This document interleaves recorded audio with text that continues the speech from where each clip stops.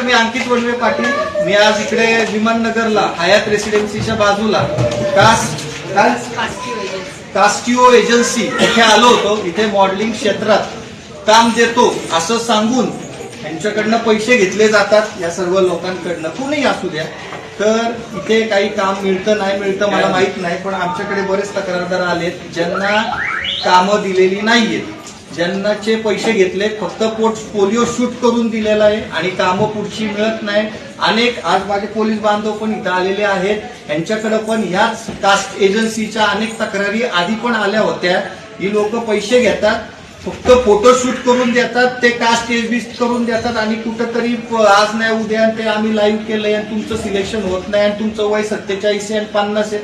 पैसे घेताना यांना सगळ्यांचं वय चालतं, 50चं वय पण चालतं आणि 70चं पण वय चालतं आणि काम देताना त्यांना सांगतात तुम्ही 50 वर्षाचे 47 तू अशी दिसते तशी दिसते, म्हणून काय कामं देत नाही. तर तुम्ही पण, माझी एक विनंती आहे, आता हे तपासात सगळं हे होईल की बाबा कोण चूक आहे कोण बरोबर आहे.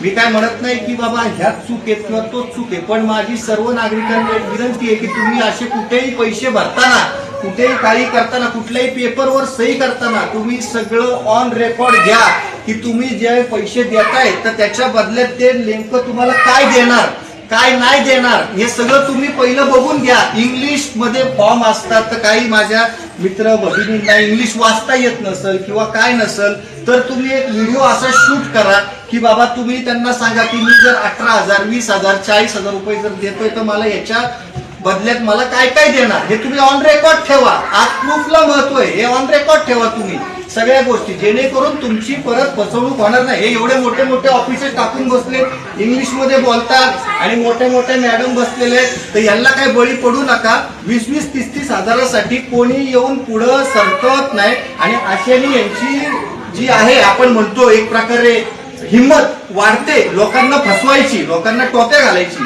तर तेवढं फक्त माझी विनंती आहे लोकांना की बाबा तुम्ही जेव्हा तेव्हा कुठं पण modelling agency, pigeon show, fashion show कुठेही तुम्ही पैसे द्या तर तुम्ही पैसे द्या आणि त्याच्या बदल्यात ते काय काय देणार आहेत हे तुम्ही एक रेकॉर्ड मध्ये घ्या आणि ते जर नाही मिळालं तर तुम्ही हे करा. आता इथे सगळं प्रकार तुम्ही बघताय, ही जिवंत महिला आहे, लाईव्ह आहे आणि याच्या आधी पण आता पोलीस बांधव आपले हेच इथं 4-5 वेळा आधी येऊन गेले वेगवेगळ्या तक्रारींचं आणि यांचे ओनर नंतर डायरेक्ट म्हणतात पोलिसांकडे जा, काय मी कुणाच्या बापाला घाबरत नाही आणि माझ्याकडे गुंड पोचलेले. आता ही महिला 18,000साठी कोणाच्या दारात जाईल? 18,000 रुपये द्या महिलेचे, कुठं 18 कोटी नाही घेतले यांनी, 18,000 रुपये. 18,000साठी कोणती महिला पुढे येईल? नाही येत. अशाने यांची हिंमत वाढते. 18-20-20 हजार रुपये हे